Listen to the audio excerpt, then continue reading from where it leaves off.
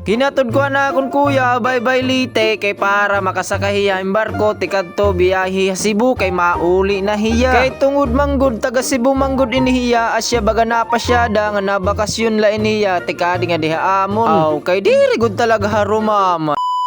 What's up mga katropa, yan ang nga adlaw, kay makadto kami, ay bye-bye late, kay para ihatod ko hiya, tikadto anira sarakyan para magpa-Cebu. Mga around 8 AM na kami nagbiyahe, tikadto para bye-bye. Diri gihapon basta-basta, ngandir harumamaya namon pagbiyahe, kay naabtan gihapon kami hinuran. Kaya namon sabot manggod, alas 7 pala, malakat na kami nga diyan amon balay, pero alas 8 na kami nakalakat. Asya adto, nagpagasolina laanay kami nga dihang pikas, ang korba, Javier late ang Petron. Kay para niyan durdaritso na lait amon pagbiyahe, kay pagkita namon ang dampog, kay dako gihapon ituranon. Maupay na lagi hap, may danamon mga kaputi. And then humunong laani kami nga diyang barangay Tabigi, Abuyog Leyte, an iskina, kay may danamon ginhapit nga muron. Kay daradon gihapon ni kuya pagkadto Cebu, kay waray ngadto mga muron. And syempre kahuman namon pagkuhan muron, nagbiyahe dayon kami, kay ginkalasan kami nga di nga waray man uran, mahawan man itera karsada. And syempre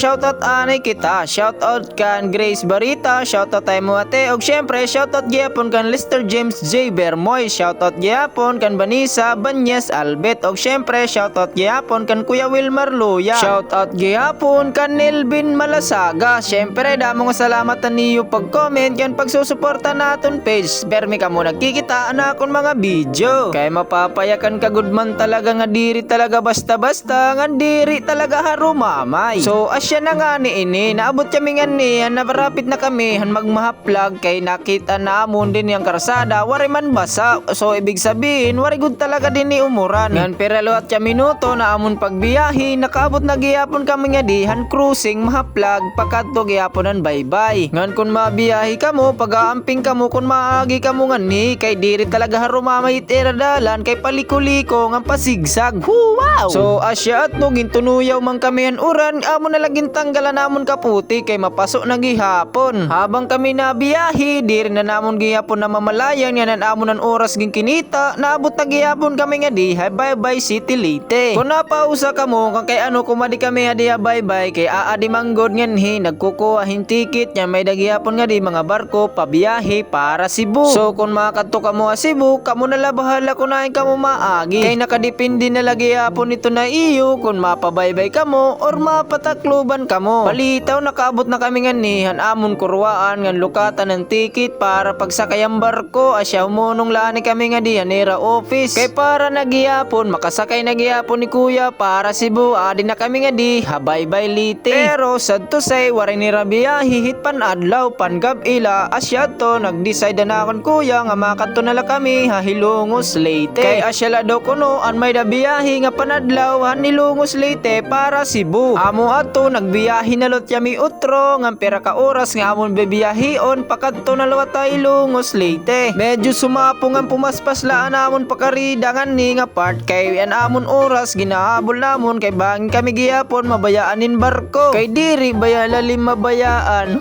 Balitaw after 1 hour na amon pagbiyahe, nakaabot na kami nga diyan nilungos, waray na kami gihapon umapit ang Jollibee, kay gingugutom gihapon gad kami, pero waray na la kami manapit, kay an oras talaga diri na mahabol. Kay ako manggodit dahilan ngan ako gihapon itrason kung kay ano kami na late na namon oras, kay nagmuok man ako. Balitaw shoutout niyang gihapon ang mga taga Hilungos Leyte din nga nangungukoy, kay dini manggod medyo na traffic la, kay maging ni inayad manggod nga imbornal ngan kanal. Andi nilot na part humunong laanay kami, kay mapalit kami hintag gis nga ticket para entrance fee an motor, kay diri ka man gihapon basta-basta makakasakob nga to ni rapantalan. Asya to baga kun makadi kamo, kinahanglan niyo igawas niyo ticket yanan iyo entrance fee, kay para madali na light pagpakita hit guard, para gihapon diri ka na malisa ngan diri ka na magkinuha habag. Katapos namon pagbayad, dumaritso na kami, ginatod ko na laya nga di dapit anarani ang barko, kay para diri na ya magbinaktason, kay diri gihapon na rumamay ngan diri talaga basta-basta, kay pag masakob ka nga di harayu ay gihapon kun imula babaktason. And syempre nakaabot na gihapon kami nga di ang raydan para pagsakay na ang barko ginatod ko na lahiya nga da. Kay diri man ako upod at siya adto hiya nalan ko mada pagbayad kay hiya malaan makadto Cebu. Shoutout gihapon ang akong classmate nga nakitan ko ang Ilongos Leyte nga makadto gihapon niya Cebu. O diba sugad layton kastig mga para di na ako liwat nagbibiyahi pauli na syempre usa na lako. Ngan ko natapos niyo nini nga video da mga salamat niyo pagkikita. Kuya mo Sir Mel dito lang tatapos. Bye bye.